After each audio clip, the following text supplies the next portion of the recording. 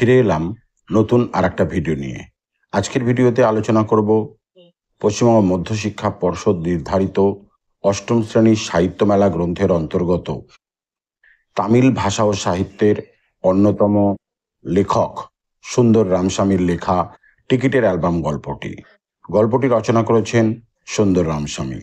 তাহলে চলো সরাসরি গল্প পাঠের মধ্য দিয়ে আমরা গল্পের বিষয়ে কি লেখা আছে তা জানার চেষ্টা করি। তার আগে আমরা লেখক সম্পর্কে দু একটি কথা জেনে নিই। দেখো, সুন্দর রামস্বামী 1931 সালে জন্মগ্রহণ করেন এবং 2005 সালে তার মৃত্যু হয়। তামিল সাহিত্যের গুরুত্বপূর্ণ লেখক, কালাচুবাড়ু পত্রিকার সম্পাদক ও প্রকাশক ছিলেন। ওরুপুলিয়া মারাথিন কথাই একটি তেঁতুল গাছের গল্প, অর্থাৎ ওরুপুরিয়া মারাথিন কথাই বাংলায় তর্জমা করলে হয় একটি তেঁতুল গাছের গল্প। এবং কুঝান থৈকন পেনকল অ্যানকল শিশু, নারী ও পুরুষ, যার বাংলা তর্জমা করলে দাঁড়ায় উল্লেখযোগ্য উপন্যাস। তিনি পাদুবিয়া ছদ্মনামে লিখতেন। পাদুবিয়া ছদ্মনাম। 2004 সালে কথাচূড়ামণি পুরস্কারে তিনি ভূষিত হন। গল্পটি বাংলায় তর্জমা করেছেন অর্ঘ্যকুসুম দত্তগুপ্ত।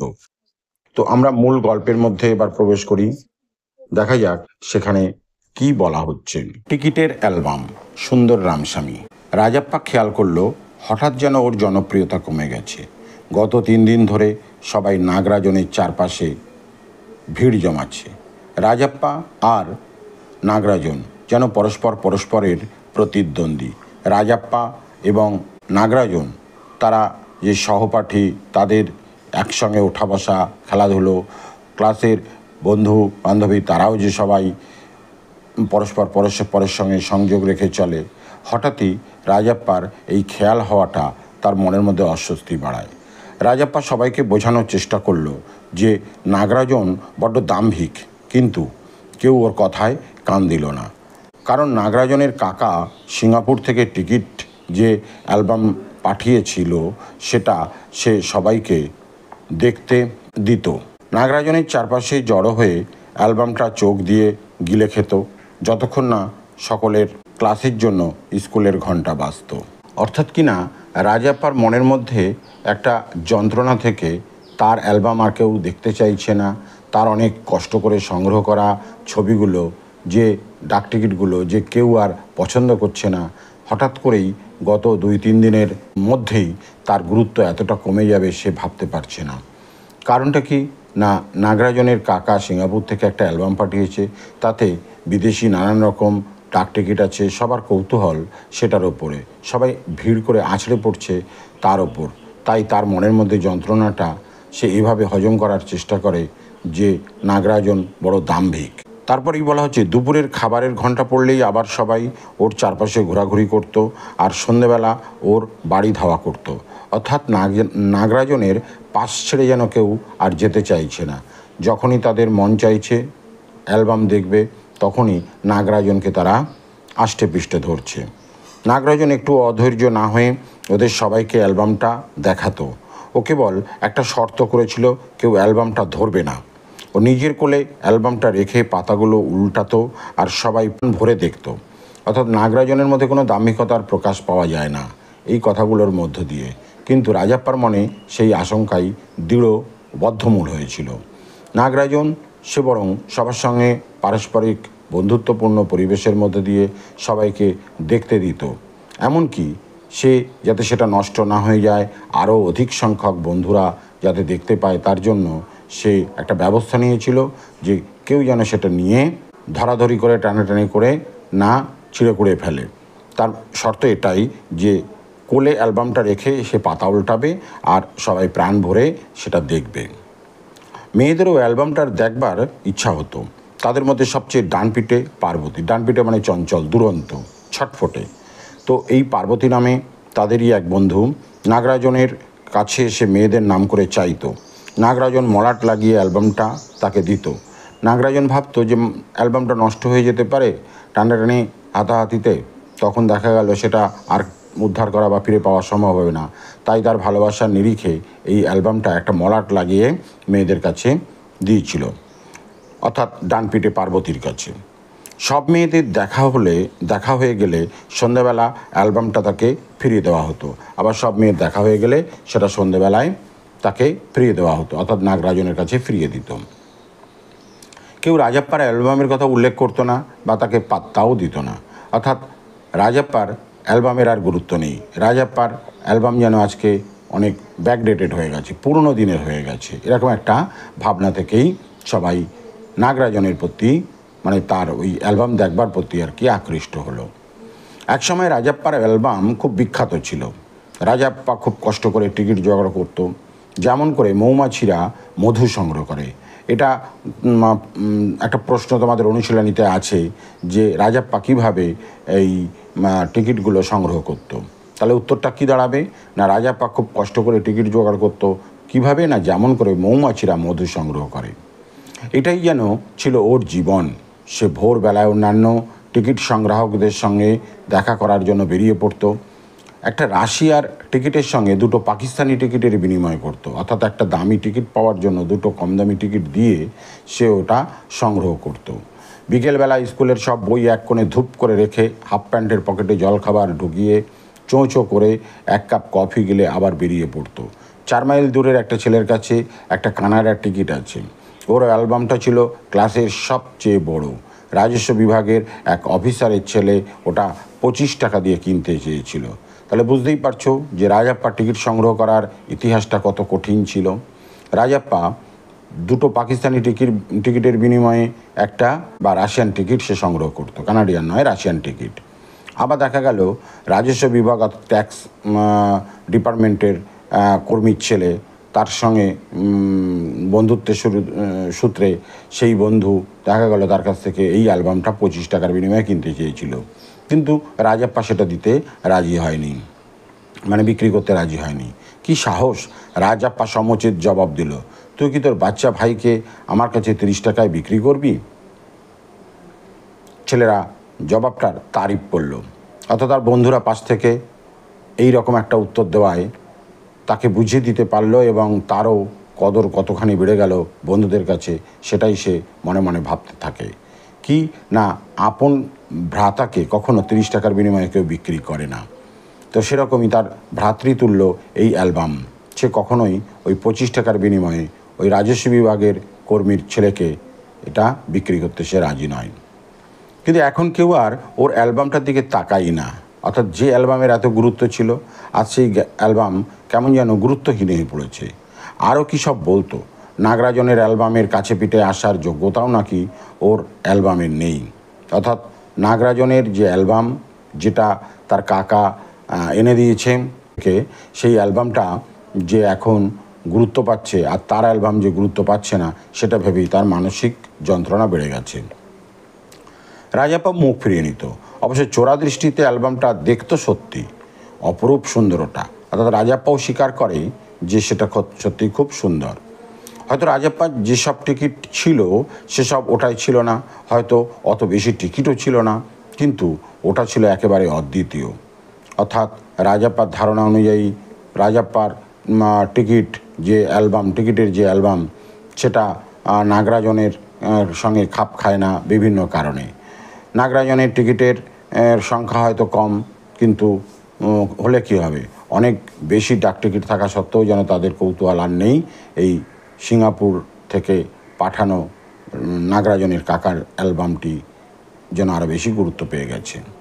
নাগরাজনের কাকা অ্যালবামের প্রথম পাতায় মোটা মোটা হরফে ভাইপোর নাম লিখে দিয়েছিলেন, এস নাগরাজন। এর নিচে লেখা ছিল, এবার আসি ওই অ্যালবামের নিচে কি লেখা ছিল। আর ওপরে তো লেখাই ছিল এস নাগরাজন, অর্থাৎ নাম নাগরাজনের। আর নিচে কি লেখা ছিল সেটা বলা হচ্ছে এরকম, এই অ্যালবামটা চুরি করতে চেষ্টা করেছো যে নির্লজ্জ হতভাগ্য তাকে বলছি। অর্থাৎ যাতে কেউ চুরি না করে তার জন্যই এই একটা বিবৃতি, যাতে সে ভাবে যে এটা একটা অপরাধ বা অন্যায় হচ্ছে। ওপরে আমার নামটা দেখেছো, অর্থাৎ ওই যে এস নাগরাজন, সেই লেখার কথাই এখানে ইঙ্গিত করা হচ্ছে। ওপরে আমার নামটা দেখেছো, এটা আমার অ্যালবাম। এটা আমার, এবং যতদিন ঘাসের রং সবুজ আর পদ্মফুল লাল, সূর্য পূর্বে উঠবে আর পশ্চিমে অস্ত যাবে, একমাত্র আমারই থাকবে। অর্থাৎ সূর্য কখনো অস্ত যাওয়াও বন্ধ হবে না, সূর্যের কখনো উদয়ও বন্ধ হবে না। তাই এভাবেই বলা হচ্ছে, যতদিন সূর্য থাকবে উদয় অস্তের মধ্যে, ঠিক ততদিনই এই অ্যালবামও আমারই থাকবে, অর্থাৎ এস নাগরাজনের। ছেলেরা এই লাইন কটা তাদের অ্যালবামে টুকে নিল, মেয়েরাও তাদের বই আর খাতায়। অর্থাৎ কথাটা বেশ অনেকেরই মনে ধরেছে যে ওপরে আমার নামটা দেখেছো, এটা আমার অ্যালবাম, এটা আমার, এবং যতদিন ঘাসের রং সবুজ আর পদ্মফুল লাল, সূর্য পূর্বে উঠবে আর পশ্চিমে অস্ত যাবে, একমাত্র আমারই থাকবে। তাই তারা তাদের নিজেদের মতন করে বইতে, ডায়েরিতে বা অ্যালবাম থাকলে তাতে লিখবার জন্য এরকম একটা সুন্দর কোটেশন তারা তুলে রেখে দিয়েছে তাদের নিজেদের ডায়েরিতে বা খাতায়। ছেলেরা ওর দিকে কটকট করে তাকালো। কৃষ্ণান সমুচিত জবাব দিল, কেটে পড় হিংসুটে পোকা। অর্থাৎ ছেলেরা ওই রাজাপ্পা একটা লাইন বাদ গেল। রাজাপ্পার এগিয়ে গিয়ে বলল, তোরা এমন নকল নবিশ হয়েছিস কেন রে? অর্থাৎ রাজাপ্পা যেন আর সহ্য করতে না পেরে শেষমেশ বলেই ফেলল, নকল করবার এত তোদের বাড়বাড়ন্ত কেন? ওই যে কথাটা লিখেছে ওপরে, আমার নামটা দেখেছো, থেকে শুরু করে একমাত্র আমারই থাকবে, এটা টুকে নেওয়ার জন্য যেন রাজাপ্পার মনে একটা ঈর্ষার ভাব জাগে। তাই তারা যখন বন্ধুদেরকে বলে, তোরা এত নকল নবিশ হয়েছিস কেন, টুকলিবাজ যাকে বলে। ছেলেরা ওর দিকে কটকট করে তাকালো। কৃষ্ণান সমুচিত জবাব দিল, কেটে পড় হিংসুটে পোকা। অর্থাৎ কৃষ্ণান যেন নাগরাজনের পাশে দাঁড়িয়ে ব্যাট ধরেছে রাজাপ্পার বিরুদ্ধে। কেটে পড় হিংসুটে পোকা, তাকে হিংসুটে বলছে এবং সেই সঙ্গে সঙ্গে পোকা বা কীটের সঙ্গে তুলনা করছে। হিংসুটে? আমি কেন হিংসুটে হব? আমার অ্যালবামটা অনেক বড় নয়। অর্থাৎ তার মুখের থেকে বেরিয়ে এসেছে মনের কথা। তার অ্যালবাম যে তারা আর গুরুত্ব দিচ্ছে না, সেই জন্য সে বোঝাতে তৎপর হয়ে ওঠে এই প্রশ্নের মধ্যে দিয়ে যে আমার অ্যালবামটা অনেক বড় নয়। ওর মতো টিকিট নেই। ইন্দোনেশিয়ায় সুন্দরীটাকে দেখ, ইন্দোনেশীয় সুন্দরীটাকে দেখ, তুলে ধর, আলোতে দেখ। অর্থাৎ এক ইন্দোনেশীয় সুন্দরীর ছবি ডাক টিকিটে আছে, তা আলোতে তুলে ধরে দেখবার জন্য বলা হলো। আমার যা টিকিট আছে ওর নেই। এবার রাজাপ্পা আর কৃষ্ণানের মধ্যে বাক্য বিনিময় হচ্ছে, তর্কাতর্কি হচ্ছে। রাজাপ্পা বলছে, আমার যে টিকিট আছে তা এই নাগরাজনের নেই। একটা দেখা যেটা ওর নেই, অর্থাৎ ওর বলতে এখানে নাগরাজনের হয়েই কৃষ্ণান ব্যাট ধরেছে, আগেই বলেছি। তো এখানে সেটাই বলা হচ্ছে যে ফু দিয়ে উড়িয়ে দিল তোর এই কথা, মানে তো ধোপে টেকে না আর কি। 10 টাকা বাজি ধর, তোরা আমাকে একটা দেখা যা আমার নেই। 10 টাকা বাজির বিনিময়ে রাজাপ্পা এবার নাগরাজনের সঙ্গে লড়তে রাজি, যে টিকিট তার আছে অথচ ওর আছে এর নেই। কৃষ্ণান ঠাট্টা করে বলল, তোর অ্যালবামটা ডাস্টবিনে রাখার যোগ্য। সঙ্গের ছেলেরা চেঁচাতে লাগলো, বাজে অ্যালবাম। অর্থাৎ চরম সমুচিত জবাব দিল কৃষ্ণান রাজাপ্পাকে এই কথা বলে যে সেটি ডাস্টবিনে, অর্থাৎ নোংরা ময়লা বর্জ্য পদার্থ যেখানে ফেলা হয় সেখানে রাখার যোগ্য। রাজাপ্পা বুঝতে পারল এদের সঙ্গে তর্ক করে লাভ নেই। রাজাপ্পা এবার মনে মনে ভেবে নিয়েছে এরা এতটাই আনুগত্যশীলতায় নাগরাজনের পাশে দাঁড়িয়েছে, তার নতুন অ্যালবামের দর্শক হিসাবে যে ভক্তি প্রদর্শন করছে তাতে রাজাপ্পার গুরুত্ব সেখানে আর নেই। কতদিন ধরে ও এত টিকিট সংগ্রহ করেছে একটা করে, আর হঠাৎ একদিন পিয়ন নাগরাজনের সিঙ্গাপুরের অ্যালবামটা নিয়ে এলো, আর অমনি নাগরাজন মহামান্য লোক হয়ে গেল। ছেলেরা দুটোর মধ্যে তফাতও বোঝে না। যতই বোঝানো যাক কিছুই ফল হবে না। রাজাপ্পা ভেতরে খাঁক হয়ে যাচ্ছিল। ক্রমশ স্কুল যেতেও বৃতৃষ্ণা জাগতে লাগলো। ছেলেগুলোর সঙ্গে মিশবে কী করে? সাধারণত শনি আর রবিবার ও ছুটোছুটি করে টিকিট সংগ্রহ করত, কিন্তু এ সপ্তাহে ও বাড়ি থেকে প্রায় নড়লই না। সাধারণত অ্যালবামের পাতা উল্টোয়নি এমন একটা দিনও যেত না। এমনকি রাত্রিবেলা ও লুকিয়ে বিছানা থেকে বেরিয়ে এসে অ্যালবাম দেখত, কিন্তু গত 2 দিন ওটাকে স্পর্শও করেনি। ওটাকে দেখলেই ওর রাগ হয়। নাগরাজনের অ্যালবামের তুলনায় নিজেরটাকে এখন এক আঁটি ছেঁড়া ন্যাকড়া বলে মনে হয়। অর্থাৎ বন্ধুদের কথায় নাগরাজন এখন মনে মনে ভাবে, সত্যিই কি তাই? তার অ্যালবামের কি আর কোনো গুরুত্ব নেই? তার অ্যালবামটা কি এতটাই অপাঙ্ক্তেয় হয়ে উঠেছে বন্ধুদের কাছে, তার নিজের কাছে? তাই সে এখন কিছুটা বিষণ্ণ বদনে যে অ্যালবাম বিছানায় শুয়ে পড়ার পরে উঠে এসে দেখতো, সেই অ্যালবামের দেখলেই তার এখন রাগ হচ্ছে। সন্ধ্যাবেলা রাজাপ্পা নাগরাজনের বাড়ি গেল। ও মনস্থির করে ফেলেছিল এই অসম্মান ও আর সহ্য করবে না। নাগরাজন হঠাৎ ঘটনাচক্রে একটা টিকিটের অ্যালবাম পেয়েছে। এই তো টিকিট সংগ্রহের রহস্যের বিষয়ে ও কী জানে, অথবা কি করে অভিজ্ঞতা টিকিটের মূল্য নির্ধারণ করে তা কী করে জানবে?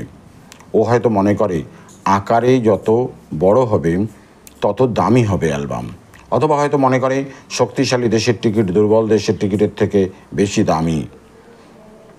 যাই বলো, নাগরাজন অপেশাদার বই তো নয়। রাজাপ্পা সহজেই কম দামি টিকিট দিয়ে দামিগুলো হাতিয়ে নিতে পারবে।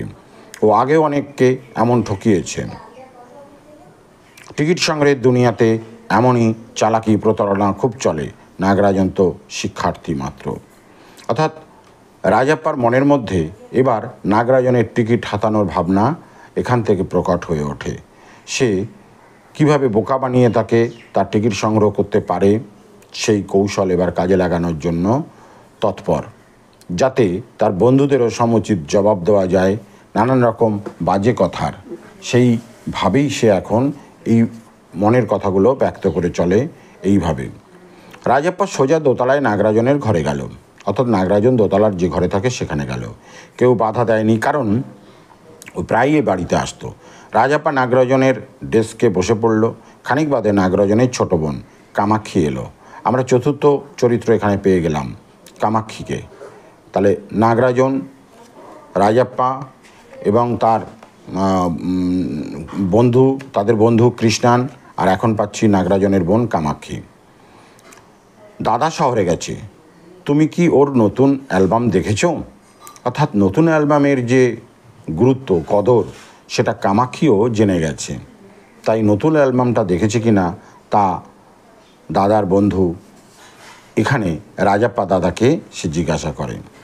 রাজাপ্পা বিড়বিড় করে কি বলল বোঝা গেল না। অর্থাৎ তার মনের মধ্যে সেটা দেখার কৌতূহল বা আগ্রহ অনাগ্রহ নিয়ে সে কিছু হয়তো বলেছে, সেটাই বিড়বিড় করে বলল বলে ব্যক্ত। এটা সত্যি খুব সুন্দর, তাই না? মনে হয় স্কুলে আর কারো এত সুন্দর অ্যালবাম নেই। রাজাপ্পা এ কথা শুনতে বা মেনে নিতে অপারগ কামাক্ষীর কথায়। তাই সে পাল্টা প্রশ্ন করে, কে বলেছে? আমার ভাই। অর্থাৎ রাজাপ্পার এখানে মানে দাদা বা বোন সম্পর্কে কামাক্ষী বলছে যে ভাই বলেছে। এটা শুধু বড় অ্যালবাম এই পর্যন্ত, শুধু বেঢপ বড় হলেই হলো। যুক্তি দিয়ে রাজাপ্পা বসাতে চায় বড় অ্যালবাম হলেই কি ভালো অ্যালবাম হয়? তা হয় না। বেঢপ মানে তার কোনো নির্দিষ্ট পরিমাপ বা আকার নেই। একটা বড় সড়ো জিনিস সংগ্রহে রাখার খুব সমস্যা, নানান রকম ব্যাপার, সেই জন্যই তার গুরুত্ব কম। কামাক্ষী কিছু না বলে চলে গেল। কামাক্ষী সেখান থেকে চলে যায়। রাজাপ্পা টেবিলের ছড়ানো বইগুলো দেখল। ওর হাত আলতোভাবে টেবিলের ড্রয়ারের তলাটা ছুঁয়ে গেল। অসচেতনভাবে ও ড্রয়ারটা টানলো। তালা লাগানো ছিল। খুললে কেমন হয়? চাবিটা তো বইগুলোর মধ্যেই। রাজাপ্পা সিঁড়ির কাছে গিয়ে চারিদিক দেখে এলো। কাউকে দেখা গেল না। ড্রয়ারটা খুলল। নাগরাজনের টিকিটের অ্যালবাম ওপরেই আছে। রাজাপ্পা প্রথম পাতাটা উল্টে লেখা ওগুলো পড়ল। ওর বুক ঢিপ ঢিপ করতে লাগলো। ড্রয়ারের তালা লাগিয়ে দিল। অ্যালবামটা হাফ প্যান্টের ভেতরে চালিয়ে দিয়ে শার্টটা নামিয়ে দিল। তারপর তাড়াতাড়ি সিঁড়ি বেয়ে নেমে এলো ছুটে বাড়ি। অর্থাৎ নাগরাজনের ওই অ্যালবামটা তার হস্তগত করবার লক্ষ্য নিয়ে সে সেখানে গেছিল। আর সে কাজে যে সে সফল, সে মনে মনে ভেবে গর্বিতভাবে এবং কিছুটা যাতে লোকচক্ষুর আড়ালেই থেকে যায় সদা সতর্ক দৃষ্টি রেখে সেখান থেকে সে বেরিয়ে পড়ে।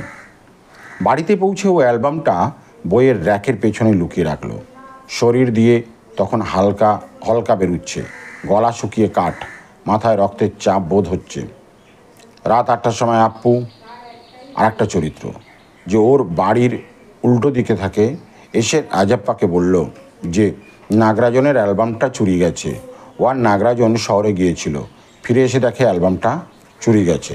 অর্থাৎ আপু আর নাগরাজন তারা দুজনে শহরে গেছিল, কিন্তু সেটা বাড়ি ফিরে এসে দেখলো যে তার অ্যালবামটা দেখতে পাওয়া যাচ্ছে না। তাই অনুমান তাদের সেটা চুরি হয়ে গেছে। এবং রাজাপ্পার বাড়ির কাছাকাছি থাকা আপু সেটা রাজাপ্পাকে এসে জানায়। রাজাপ্পা একটা কথাও বলল না, ও মনে মনে প্রার্থনা করলো আপু যেন চলে যায়। অর্থাৎ আপুর সামনে বেশিক্ষণ থাকলে তার মনের ভাব প্রকাশ হয়ে যেতে পারে, তাই সে মনে মনে প্রত্যাশা করলো আপু যাতে তাড়াতাড়ি চলে যায়। আপু চলে গেলে ও দৌড়ে নিজের ঘরে গিয়ে দরজায় খিল আটকে দিল, তারপর সেলফের পেছন থেকে অ্যালবামটা বের করে আনলো। হাত যেন জমে গেল, কি হবে যদি কেউ জানালা দিয়ে দেখে থাকে। ও ফের অ্যালবামটা সেলফের পেছনে রেখে দিল। রাজাপ্পা রাত্রিরে খাবার প্রায় ছুলোই না। ওর বাবা মা চিন্তিত হয়ে জিজ্ঞাসা করলো শরীর ভালো আছে কিনা, হয়তো ঘুমিয়ে পড়লে শান্তি আসবেন। রাজাপ্পা বিছানায় শুয়ে পড়ল, ঘুম কিন্তু এলো না। কি হবে যদিও ঘুমিয়ে থাকার সময় কেউ অ্যালবামটা দেখে ফেলে। ও উঠে অ্যালবামটা বের করে বালিশের তলায় রেখে দিল। অর্থাৎ এখন অ্যালবামটা তার কাছে যন্ত্রণার হয়ে দাঁড়িয়েছে। কোথায় কিভাবে সুরক্ষিত রাখবে সেই ভাবনাই তার মনের মধ্যে কুরে কুরে খাচ্ছে। রাজাপ্পা ঘুম থেকে ওঠার আগেই আপু সকালে এসে হাজির। আপু কিছুক্ষণ আগেই নাগরাজনের বাড়ি গিয়েছিল। আমি শুনলাম তুই কাল ওর বাড়ি গিয়েছিলি। রাজাপ্পা ঘুম থেকে ওঠার আগেই আপু সকালে এসে হাজির হলো। অর্থাৎ পরের দিন সকালবেলায় এসে আপু হাজির হয়েছে। আপু ইতিমধ্যেই জেনে গেছে যে রাজাপ্পা নাগরাজনের বাড়ি গিয়েছিল। আমি শুনলুম তুই কাল ওর বাড়ি গিয়েছিলি। রাজাপ্পা মনে হলো ওর বুকের ধুকপুকুনি বন্ধ হয়ে যাচ্ছে। হ্যাঁ, ও হয়, নাও হয়, এভাবে মাথা নাড়ল। অর্থাৎ মাথা নাড়িয়ে ইঙ্গিতবাহী উত্তর সে দিল, যার অর্থ হ্যাঁও হতে পারে, নাও হতে পারে। কামাক্ষী বলল, আমি আর নাগরাজন যখন শহরে গিয়েছিলাম তখন তুই একমাত্র ওদের বাড়িতে গিয়েছিলি। অর্থাৎ এসব বলার মধ্য দিয়ে যেন প্রমাণ করতে চাওয়া তুই জানিস। রাজাপ্পা আপুর কথার সুরে সন্দেহ আঁচ করতে লাগলো। রাজাপ্পা এবার আপুর কথার মধ্যে দিয়ে সন্দেহ প্রকাশ করতে শুরু করেছে যে রাজাপ্পা বোধহয় চুরি করেছে সেটা আপু বা নাগরাজন বা কামাক্ষী তারা সব জেনে গেছে। নাগরাজন সারা রাত ধরে কেঁদেছে, ওর বাবা পুলিশকে খবর দিতে পারে। রাজাপ্পা কোনো কথা বলল না। রাজাপ্পা পুলিশের কথাতেও সে অনড়। সে মনে মনে একটু ভয় পেয়েছে, সেটা প্রমাণ হলো। নাগরাজনের বাবা পুলিশ সুপারের অফিসে কাজ করতেন। ওর ইঙ্গিত মাত্র পুলিশ বাহিনী অ্যালবাম খুঁজতে বেরিয়ে পড়বে। রাজাপ্পার ভাগ্য ভালো যে আপুর ভাই তাকে ডাকতে এলো। ও চলে যাবার অনেকক্ষণ পর অবধি রাজাপ্পা নিজের বিছানায় নিথর হয়ে বসে থাকলো। বাবা সকালের খাবার খেয়ে সাইকেল করে অফিসে চলে গেলেন। সামনের দরজায় টোকা দেবার আওয়াজ, তবে কি পুলিশ? অর্থাৎ রাজাপ্পার ভাই এসছে, অথচ রাজাপ্পা ভাবছে পুলিশ এসছে। রাজাপ্পা বালিশের তলা থেকে অ্যালবামটা আঁকড়ে ধরে, এক ছুটে ওপরে গিয়ে বইয়ের তাকের পেছনে ওটা রেখে দেয়। কি হবে যদি পুলিশ খোঁজাখুঁজি করে? তাক থেকে ওটা বের করে শার্টের নিচে ঢুকিয়ে নিচে নেমে এলো। কেউ দরজায় টোকা দিয়েই যাচ্ছে। রান্নাঘর থেকে মা চেঁচিয়ে বলল, দরজাটা খুলছিস না কেন? খানিকক্ষণ পর উনি নিজেই দরজা খুলে দেবেন ঠিক করলেন। রাজাপ্পা ছুটে বাড়ির পেছনে চানের ঘরে গিয়ে দরজা বন্ধ করে দিল। চানের জল গরম করার জন্য একটা বড় উনুন ছিল। রাজাপ্পা উনুনের মধ্যে অ্যালবামটা ফেলে দিল। সঙ্গে সঙ্গে অমূল্য সব টিকিট পুড়ে গেল, এমন সব টিকিট যা আর কোথাও পাওয়া যাবে না। রাজাপ্পার চোখ জলে ভরে গেল। রাজাপ্পা নাগরাজনের অ্যালবামটা স্নানের জল গরম করার উনুনে ফেলে দিয়ে পুড়িয়ে ফেলল, এবং আর পাওয়া যাবে না। সেই আনন্দে হোক বা অ্যালবামটি হারিয়ে যাওয়ার শোকেই হোক, তার চোখে জল এসে গেল। মা চেঁচাচ্ছিলেন, তাড়াতাড়ি আয়, নাগরাজন তোর সঙ্গে দেখা করতে এসেছে। রাজাপ্পা হাফ প্যান্টটা খুলে ভেজা তোয়ালে জড়িয়ে চানের ঘর থেকে বেরিয়ে এসে ওপরে গেল। নাগরাজন একটা চেয়ারে বসেছিল। নাগরাজন চলে এসছে এবার রাজাপ্পার কাছে, তার দুঃখের কথা, বেদনার কথা, মনের কথা ব্যক্ত করবার জন্যে। ভাঙা গলায় নাগরাজন বলল, আমার টিকিটের অ্যালবামটা হারিয়ে গেছে। ওর মুখে দুঃখের ছাপ আর দু চোখ ফুলে লাল। রাজাপ্পা জিজ্ঞাসা করলো, কোথায় রেখেছিলি? অর্থাৎ নাটক। সে জানতো, তবুও কথা জিজ্ঞাসা করে প্রমাণ করতে চায় যে সে সেটা নেয়নি। আমি নিশ্চিত আমি ওটাকে টেবিলের ড্রয়ারে রেখেছিলাম। ড্রয়ারটাতে চাবিও লাগিয়েছিলাম। আমি খানিকক্ষণের জন্য বেরিয়েছিলাম, ফিরে এসে দেখি ওটা হাওয়া হয়ে গেছে, অর্থাৎ হারিয়ে গেছে। নাগরাজন যেখানে রেখেছিল, যেভাবে রেখেছিল, সব পরিস্থিতির কথা রাজাপ্পাকে বলল। তথাপি রাজাপ্পা শুধু শুনে গেল, কিন্তু স্বীকার করলো না বা বলল না যে সেটা আমি নিয়েছি। আসলে ধরা পড়ে যাওয়ার ভয়, অপরাধ প্রবণতা থেকে এই ধরনের একটা মনোভাব তৈরি হয়। ওর গাল বেয়ে চোখের জল পড়ছে। নিজেকে এত দোষী মনে হচ্ছিল যে রাজাপ্পা বন্ধুর দিকে তাকাতে পারছিল না। নাগরাজনকে বলল, কাঁদিস না। অর্থাৎ এবার নাগরাজনকে সে সান্ত্বনা দিল দুঃখ বিমর্ষ চিত্তে।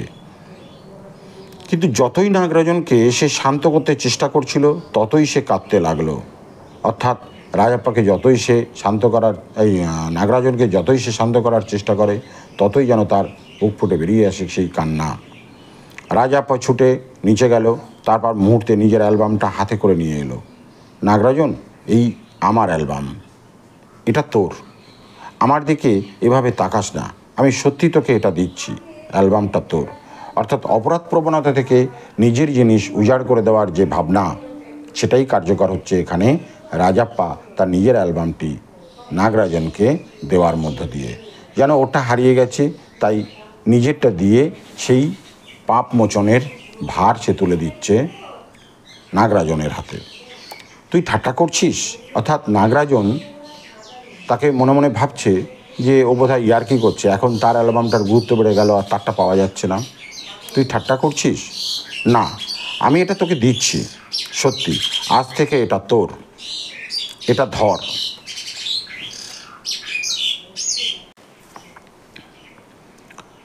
নাগরাজন নিজের চোখে বিশ্বাস করতে পারছিল না। রাজাপ্পা তার অ্যালবাম দিয়ে দিচ্ছে।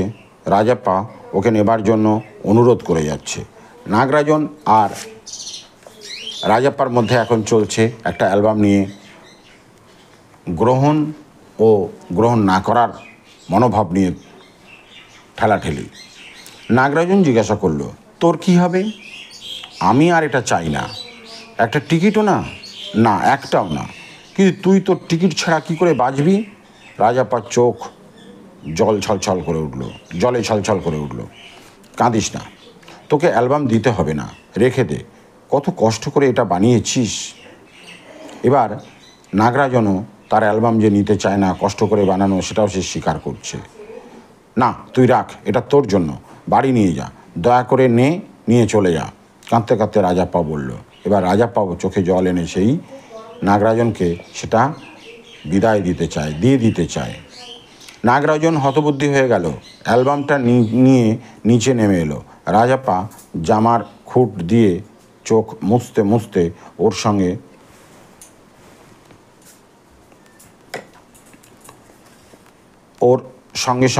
এলো। অর্থাৎ নাগরাজন এবং রাজাপ্পা তারা পরস্পর কাছাকাছি ঘনিষ্ঠ বন্ধু হয়ে যেন একসঙ্গে নিচে নেমে এলো। ওরা দরজায় এসে দাঁড়ালো। নাগরাজন বলল, ধন্যবাদ, চলি রে। নাগরাজন কিছুই জানতে পারল না, বরং রাজাপ্পা যে নিয়েছিল তার অ্যালবাম, সেটা তার বিশ্বাস হচ্ছে না। এইভাবে রাজাপ্পা তাকে তার প্রিয় অ্যালবামটি দিয়ে দেওয়ার জন্য। নাগরাজন রাস্তায় নেমে এসেছে, এমন সময় রাজাপ্পা ওকে ডাকলো। নাগরাজন ফিরে এলো। তুই যদি দয়া করে অ্যালবামটা শুধু আজ রাত্রিরের জন্য দিস, কাল সকালেই তোকে ফিরিয়ে দেব। নাগরাজন রাজি হয়ে ফিরে গেল। নাগরাজন তাকে অ্যালবামটা ফেরত দিল। রাজাপ্পা সিঁড়ি বেয়ে ওর ঘরে ঢুকে খিল দিয়ে দিল। অ্যালবামটা শক্ত করে জাপটে ধরে হু হু করে কাঁদতে লাগলো।